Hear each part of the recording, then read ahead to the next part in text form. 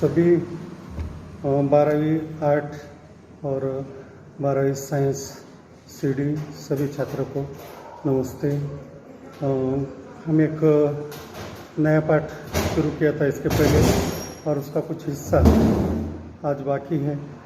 शुरुआत इस पाठ की हमने इस समय की थी, यानी कि एक नारी ने अपने खुद के बेटी के जो अवस्था है, जैसे मैंने थोड़ा सा शुरू करने के पहले कहा था, बाल्यावस्था, किशोरावस्था, वृद्धावस्था, प्रौढ़ावस्था, लेकिन सबसे एक अलग अवस्था जो है किशोरावस्था।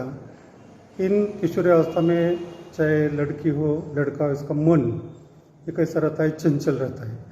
और चंचल होने के नाते उन चंचल ऐसी भावनाओं को लेखिका ने ध्यान में रखकर कि कभी कभी चंचल यानी कि सुंदर ठीक है, थोड़ा सा आनंदित हो, लेकिन हद से ज़्यादा आनंदित भी ना हो, हद से ज़्यादा कभी कभी अलग सा भी न हो। अपने मन को नियंत्रण रखकर जो कार्य करता है वही जीवन में सफलता पाता है। आशारानी हुराने यानी कि सुनो किशोरी इस पाठ के अंदर हमें ये उपदेश दिया है, कि आपको ये उपदेश दिया है कि लेखिका की जो भी सुपुत्री है, लेकिन लड़की है सुगंधा, समझो 10वीं पास होने के बाद कभी कभी कॉलेज की जीवन में आती है, और जीवन में आने के बाद कभी कभी शायद जो शब्द जैसे मैंने कहे थे कि आप हमेशा एक बात के भूखे रहते, कि जिस अवस्था में आप चाहते हैं स्नेह, आत्मीयता, प्रेम। लेकिन लेखिका की जो पुत्री है सुगंधा, कॉलेज में आने के बाद शायद उन्हें ये मालूम नहीं कि उसकी उम्र युवावस्था में है, और युवावस्था में होने के नाते सहज एक सहपाठी दोस्त के प्यार में वो अटक जाती है। लेखिका ने कहा कि जिस समय हम ये फैसला करने लगते हैं, ऐसे समय हमें ये बात का भी ध्यान होना चाहिए कि अगर हमारे जीवन में आने वाली जो समस्या है, जैसे आप हमेशा कहते कि प्यार होना चाहिए, मैं भी चाहता हूँ कि प्यार अलग अलग तरह का है, चाहे आपको प्यार मिले, चाहे माता का, पिता का, कहीं आपके गुरुजनों का, कहीं आपके बुजुर्ग माता पिता, मामा काका इनका, इसके अलावा कहीं एक प्यार है किसने आपके उम्र के अनुसार। लेकिन लेखिका की माँ ये सोच रही कि पत्र के सहारे अपने बेटे को ये सलाह दे रही कि अगर इस उम्र में अगर कई बच्चों के मन में कैसे रहना चाहिए, युवावस्था में कैसे बोलना चाहिए, कैसे खान पान पद्धति करना चाहिए, ये थोड़ा सा हम क्या कर रहे हैं, पाश्चिमात्य देशों का अनुकरण करने की वजह से हम सही हमारे जीवन के कई मूल्यों को छोड़कर कई गलत ऐसे मूल्यों को धारण कर रहे हैं। और ये धारण करते समय में इस बात का ध्यान नहीं कि हमें वो नहीं करना चाहिए। यही अपने बेटे को पत्र लेखन के माध्यम से समझाने की कोशिश कर रही है आशारानी होरा।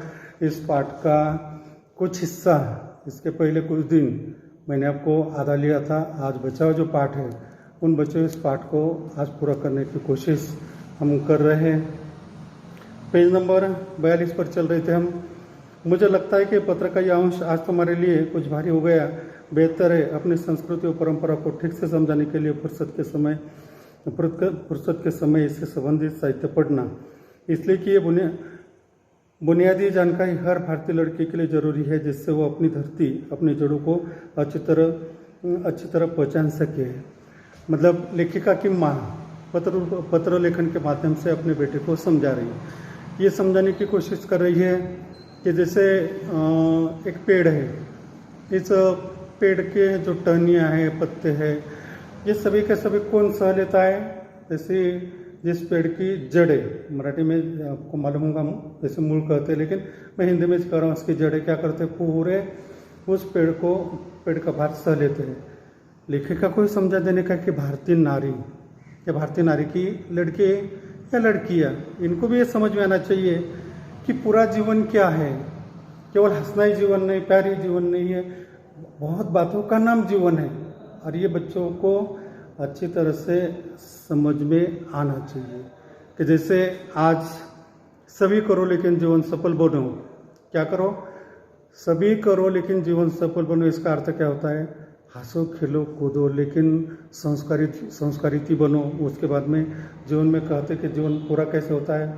कि जीवन अगर सफल बनाने का है, पाना है तो खोना है, खोना है तो पाना है। इसी हिंदी के पंक्तियाँ को हम सामने रखकर क्या करते हैं कि जीवन में अगर हमें कुछ अपने पैरों पर बनने का है तो हमें मेहनत करना पड़ेगी। कि जिस तरह एक माँ, और इस माँ से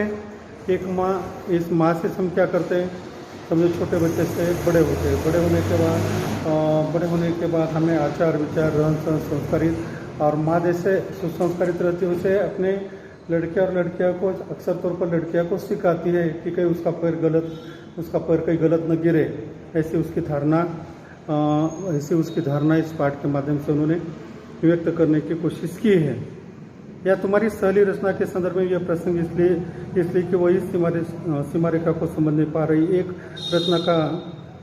रचना का ही संघर्ष नहीं है, ये एक पूरी पीढ़ी का संघर्ष है। नई पीढ़ी पुराने मूल्यों को तो काट फेंकना चाहती है, पर नए मूल्य के नाम पर केवल पश्चिमी मूल्यों को ही जानती पहचानती है। कहे आधार लिए मूल्य से ही काम चला लेना चाहती है। नए मूल्यों के निर्माण का दमखम अभी उसमें नहीं आया है। मतलब लेखिका ये कह रही है, लेखिका अपने युवा पीढ़ी के बारे में अपने ख्याल विचार बता रही है कि जैसे जीवन के मूल्य इसका अर्थ पैसा मत लगाओ, तत्व है। जैसे नैतिक मूल्य, अब नैतिक मूल्य इस जगह पर लेखिका ने अर्थ क्या लगा है कि विश्व है और इस विश्व के अंदर देश है। विश्व के पीठ पर अगर 185 देश है, कोई कहता है 200 है, इन सभी देशों की संस्कृतियाँ और इन सभी देशों की संस्कृति और उन संस्कृतियों का मूल्य, नैतिकता, ये सभी ने क्या करना चाहिए, उसको संभाल कर जतन कर रखना चाहिए। लेकिन आज हम भारतीय होकर भी पाश्चिमात्य संस्कृति का अनुकरण कर रहे हैं। अब आप पाश्चिमात्य संस्कृति का अनुकरण कर रहे हैं, इसका अर्थ क्या है, सामाजिक है, राजनीतिक है, आर्थिक है, ये सभी बातें, या रहन सहन है, नौकरियाँ हैं।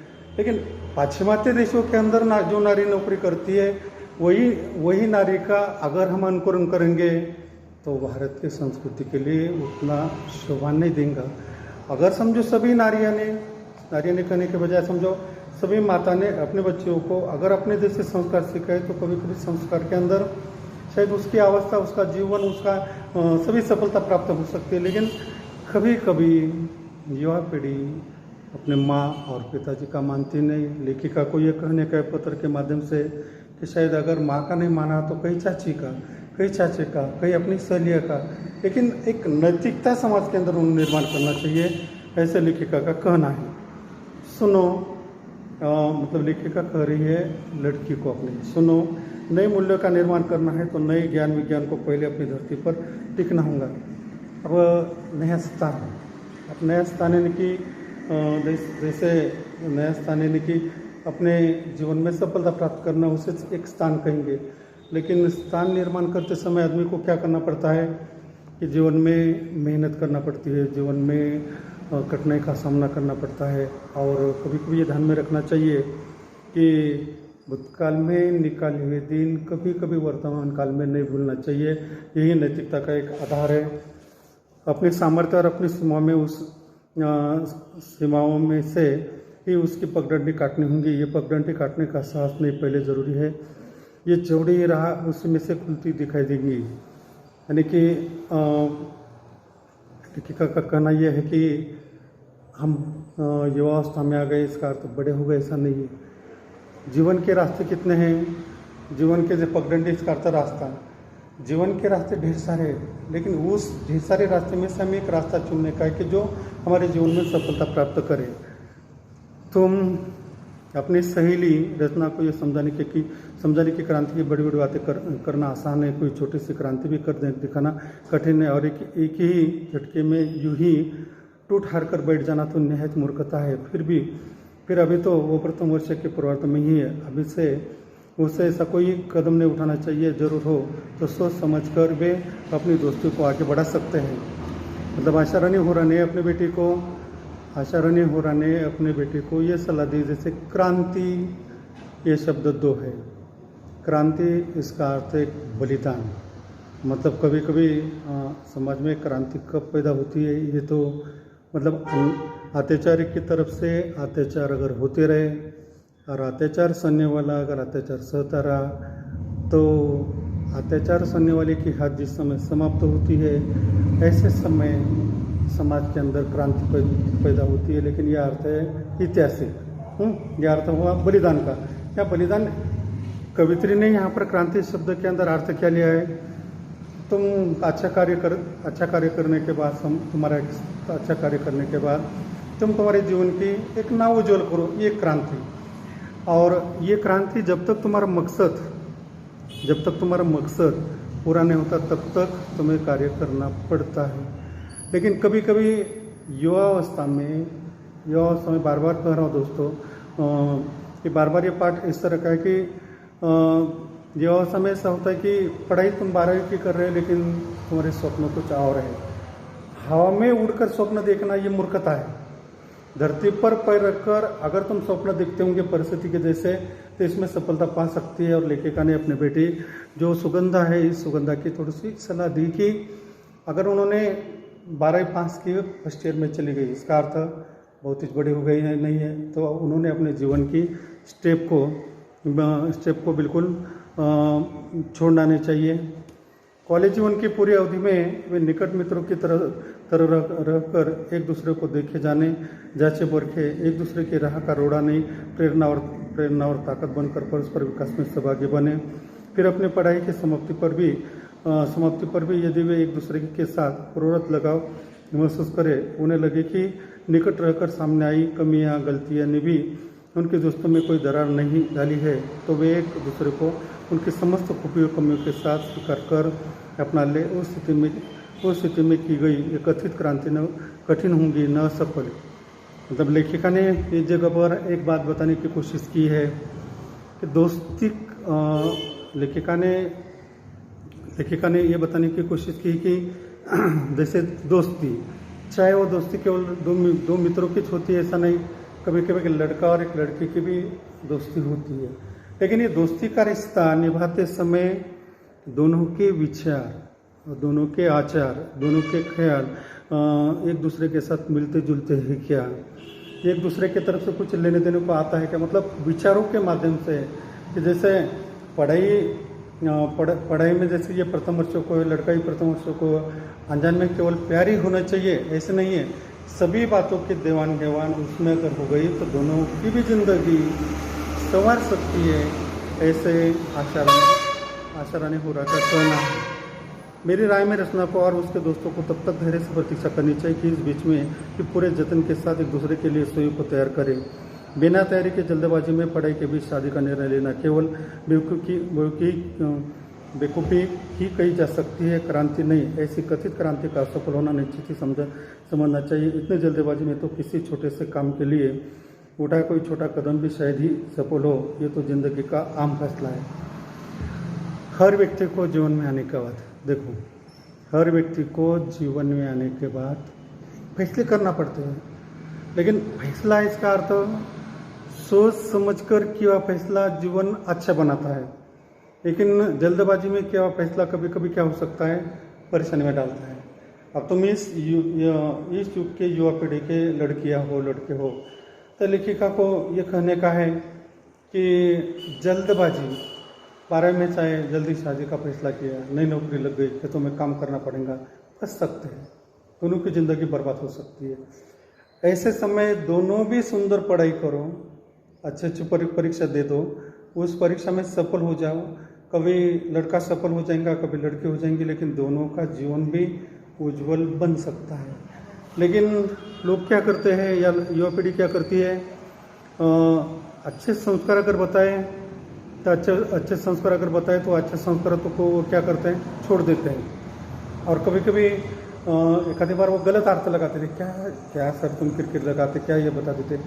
हमारा काम है पढ़ाना, लेकिन पढ़ाने में एक दिशा आपको देना है कि भाई जीवन में आने के बाद तुम हंसो खेलो कूदो मौज मस्ती करो। ये अर्थ क्या है कि जीवन की कई युवा समय स्टेप है, एक दूसरे के साथ बात की, लेकिन विचारों की बात की तो जीवन सफल बन सकता है। लेकिन विचारों की बात न कर मैं तुम्हें प्यार करता हूँ, तुम मुझे प्यार करते, ये अगर शब्द इस्तेमाल किए, ये चौरा है।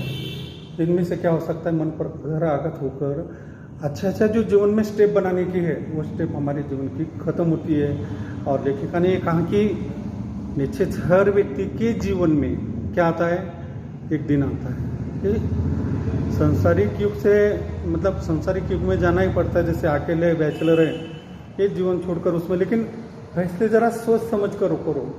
कौन से फैसले, चाहे वो विचारों के हो, शादी के हो, नौकरी के हो, चाहे कौन सी बातों को यूं ही उटक पटक मैं शादी करना चाहता हूँ और ज़िंदगी भर खेत के अंदर के दस्तखत उठाना पड़ेंगे तो ये जीवन नहीं है, तो ऐसे फैसले न हो। मैं समझाती हूँ कि रचना की इस मूर्खतापूर्ण क्रांति में उसकी सहायता न करने का तुम्हारा निर्णय एक सही निर्णय है, पर तटस्थ रहना ही काफ़ी नहीं है। यदि रचना सचमुच तुम्हारी प्यारी शैली है तो उसका हित अहित देखना भी तुम्हारा काम है, उसमें हस्तक्षेप करना भी है। दोस्तों से मतलब लड़के को सभी को विनती कर रहा हूँ कि कभी कभी हम भी आपको कभी कभी गुस्सा करते हैं। गुस्सा इस बात के लिए करते हैं कि तुम्हारा जीवन अच्छा बनो। चाहे कभी कभी लड़के माता पिता का नहीं सुनते, कभी स्वरों का सुनते, लेकिन हम आपको या माता पिता या बुजुर्ग व्यक्ति क्या बताएंगे कि देखो भाई तुम्हारे जीवन एक ही बार आता है, हंसो खेलो। इसका अर्थ जीवन में सभी बातें हैं, सुख है दुख है, ये सभी बातों पर मात कर तुम तुम्हारा जीवन सफल बनाने की कोशिश करो। लेकिन कभी कभी कुछ लोग एक बातों से सुनते और दूसरी तरफ वो छोड़ देते हैं।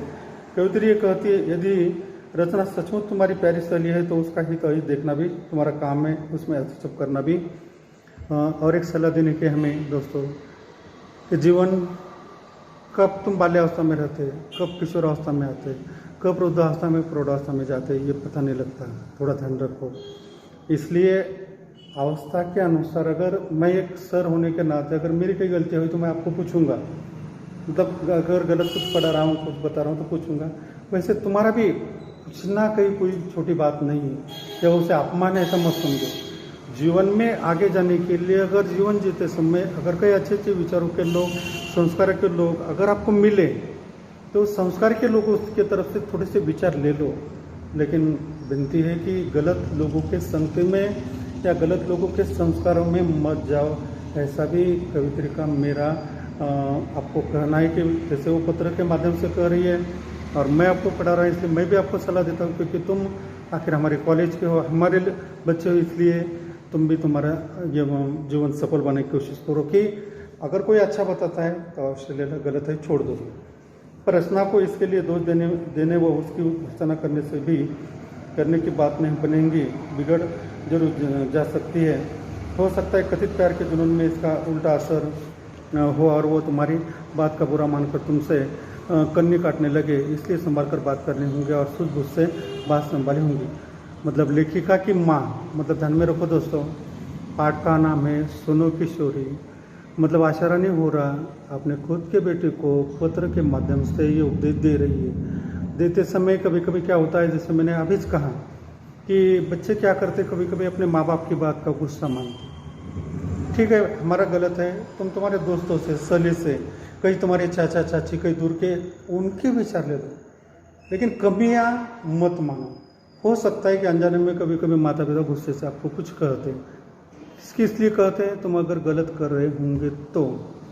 लेकिन इसका अर्थ हमने भी बहुत सारा तुम्हें बताना चाहिए और तुमने भी बहुत सारी बातें सिर के अंदर पकड़ रखना है, कुछ लेना चाहिए कुछ छोड़ देना। जीवन की विशेषता क्या है, जीवन इसी का नाम है। जैसे जीवन आपको मालूम है ना, मतलब कठोरता है तो मधुरता है, सुख है तो दुख है, सभी बातें हैं जीवन में। इसलिए माता पिता की कुछ बातें ध्यान में रखो, कुछ छोड़ो, लेकिन जीवन की जो दिशा या जीवन की जो स्टेप रखी है उसे विनती कर आप छोड़ो मत, ऐसे लेखिका का कहना है। दोष अकेली रचना का है भी नहीं, दोष उसकी नासमझ का है, उम्र का है या उसके उस परिवेश का है जिसमें उसे संभाल कर चलने के लिए संस्कार नहीं दिए गए हैं। ये उम्र ही ऐसी है जब कोई भावुक किशोरी किसी युग के प्यार में भरी मीठी मीठी बातों के बहकावे में आकर उससे अपना सब कुछ समझने लगती है और कच्ची रोमानी भावनाओं में बहकर जल्दबाजी में मुँह खता कर बैठती है। पछतावा उसे तब होता है कि जब पानी सिर से गुजर जा चुका होता है। मतलब देखो दोस्तों, लेखिका ने सुंदर ऐसा अपने बेटे को बताते समय तुम्हें बताया, इनमें केवल लड़कियों को नहीं है तो लड़कों सभी युवा पीढ़ी को क्या बताया कि सुंदर ऐसे ढंग से कि सर ने पढ़ा इसलिए सर के दोष है, तुमने बराबर सुना नहीं इसलिए तुम्हारे दोष है, ये जरा निकाल दो। तुम ठीक ध्यान लगाकर मन लगाकर क्या करो, दोष किसी का नहीं होता है। हर जीवन में दोष रहने के बाद ही मनुष्य क्या करता है, सुधरता है दोष। अगर दोष ही नहीं होते तो आगे जाना मुश्किल होता है।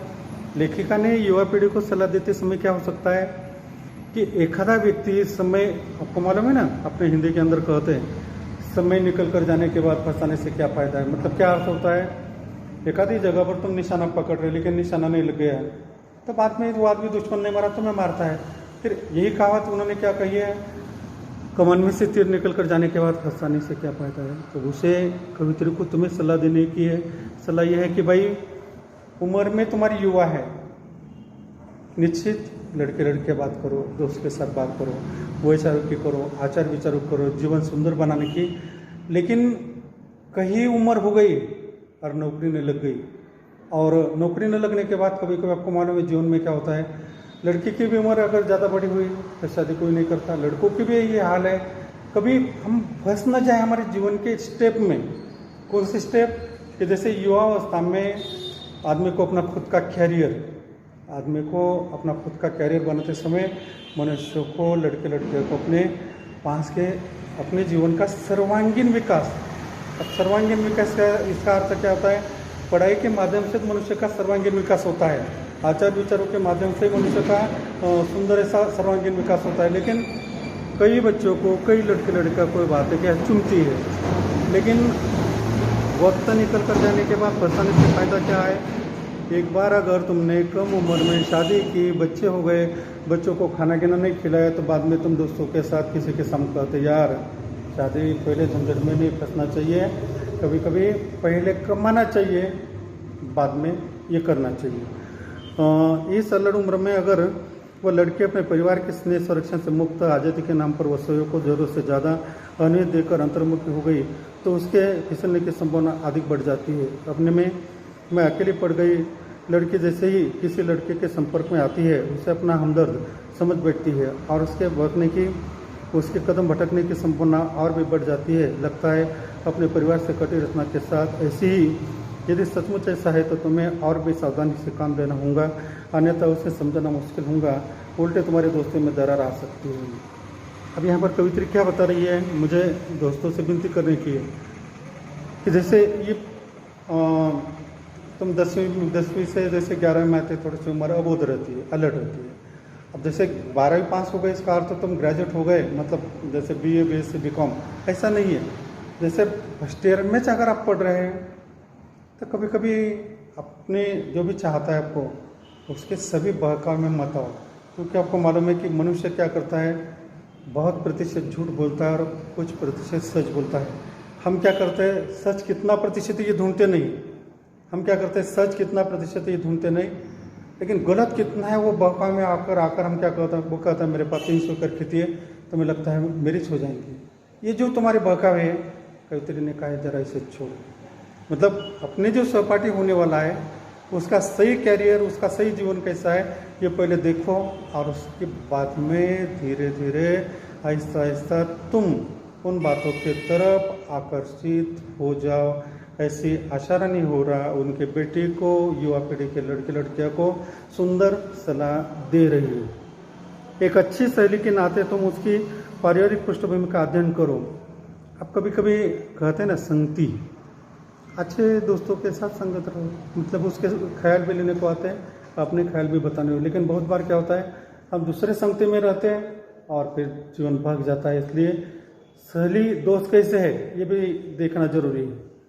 अगर लगे कि वो अपने परिवार से कटी हुई है तो उसकी टूटी कड़ी को जोड़ने का प्रयास करो। तो जैसे तुम मुझे पत्र लिखती हो, उससे भी कहो वो अपनी माँ को पत्र लिखे, अपने घर की भाई बहनों की बातों में रुचि ले, अपनी समस्या पर माँ से खुलकर बातें करे और उनसे सलाह ले। यदि उसकी माँ ये योग्य न हो तो वो अपनी बड़ी बहन या भाभी से निर्देशन ले।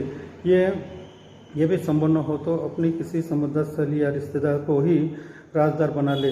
घर में किसी से भी बातचीत या सिलसिला जोड़कर वो अपनी समस्या से अकेले से जुड़ने से निजात पा सकती है। नहीं तो तुम तो हो ही, ऐसे समय वो तुम्हारी बात में सुने, तुम्हें झटक दे, तब भी उसकी वर्तमान मनोदशा को देखकर तुम्हें उसकी बात का बुरा नहीं मानना। तो उसका मुड़ देखकर उसका मन टटोलना और उसे प्यार से समझाओ।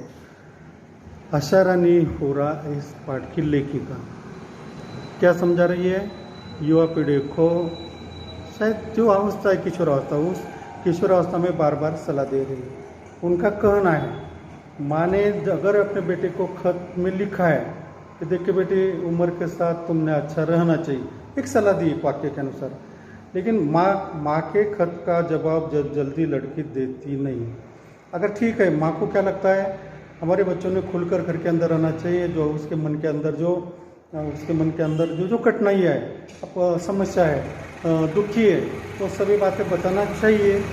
लेकिन अक्सर तौर पर लड़के या लड़कियाँ क्या करती है, अक्सर तौर पर लड़के या लड़कियाँ अपने माँ और पिताजी, भाई बहनों घर के अंदर खुलकर बोलती नहीं है, लेकिन बाहर वो किसी को बोलती है। लेखिका को ये कहने का है, ठीक है, अगर घर के अंदर तुम माँ और पिताजी को नहीं बताते, भाई बहनों को नहीं बताते, तो अपने लेकिन अच्छे संस्कार के सहेली को, एक आधी चाची को, एक आधी बुजुर्ग पुरानी को ये व्यथा बता दो।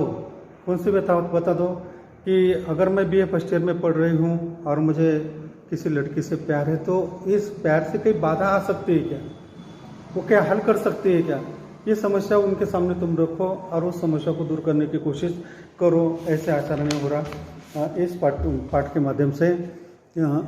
माध्यम से कह रही है। एक शुभचिंतक शैली के नाते ऐसे समय तुम्हें उसे इसलिए अकेला नहीं छोड़ देना है कि वो तुम्हारी बात नहीं सुनती है, तुम्हारी बात का बुरा मानती है। तुम साथ छोड़ दूंगी तो वह हाथ टूट जाएंगे। अकेले पढ़कर वो उधर ही जाने के लिए कदम बढ़ा लेंगी। जाने से तुम उसे रोकना चाहती हो, यहीं पर तुम्हारी धैर्य का और संयम की परीक्षा है।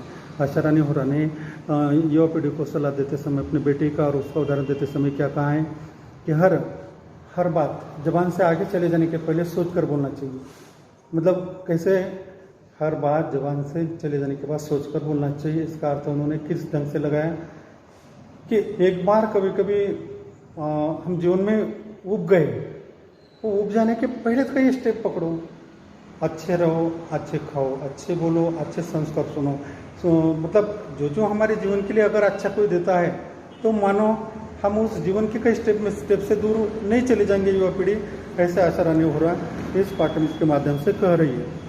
अगर जरूरी समझो तो सहेली के कथित दोस्त या प्रेमी लड़के से भी किसी समय बात कर सकती है। उसके मशा जानकर उससे अपनी सहेली को अवगत कर सकती है हो या आगाह कर सकती है। मतलब कभी कभी अपने जैसे लेखिका ने कहा, ये बातें बताओ, क्योंकि जीवन चुप रहने के लिए नहीं, चाहे लड़का हो लड़की हो। अगर आप जीवन में कहीं तुम्हारे जीवन में बाधा आ रही है तो खुलकर अपने सहेली दोस्त को ये बातें मतलब जहाँ अटक रहे प्यार के बारे में तुम, तो वह वहाँ बताओ। यदि तुम्हें लगे कि लड़का निर्दोष है, निश्चल है, अपने प्यार में सच्चा है, अड़िंग लगता है, तो दोनों को पढ़ाई के अंत तक परीक्षा करने और तब तक केवल दोस्त बने रहने का परामर्श दे सकती है। ऐसे एक आशा रानी होरा इस पाठ के लेखिका क्या कर रही है? एक लड़का है लड़की आपस में बातें करें, इसका अर्थ प्यारी है ऐसा नहीं। जीवन कैसे बनाने का ऐसा अर्थ निकलता है। मतलब एक लड़की का अगर एक लड़के से कई स्नेह बन रहा है, प्यार बन रहा है, लेकिन इन दोनों को ये सलाह दे दो, इन दोनों को ये भी सलाह दे दो कि देखो भाई, दोनों भी अच्छी पढ़ाई करो, तुम दोनों भी निर्दोष हो, किसी झंझट में नहीं है, और दोनों भी अपने पैर में खड़े रहने तक जरा जो बातें तुम अभी कर रहे हैं कि हम ये करेंगे वो करें, नहीं, पैर पर खड़े रहने के बाद धीरे धीरे जीवन को जमाओ और सुंदर ऐसा जीवन तुम बना दो। ऐसी सलाह उनको दे दो। पर यहाँ भी तुम्हें सतर्कता बरतनी होगी।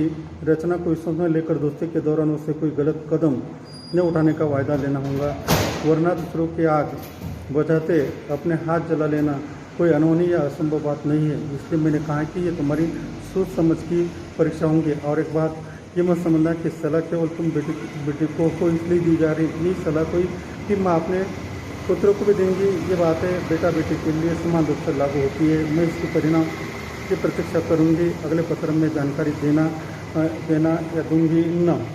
मतलब आशा रानी होरा ने, सुनो सभी दोस्तों, आशा रानी होरा ने इस पाठ के माध्यम से हमें सलाह क्या दी है कि चाहे लड़का हो या लड़की, माँ क्या करती है, उनकी माँ समान रूप से अपने बेटे को प्यार करती है।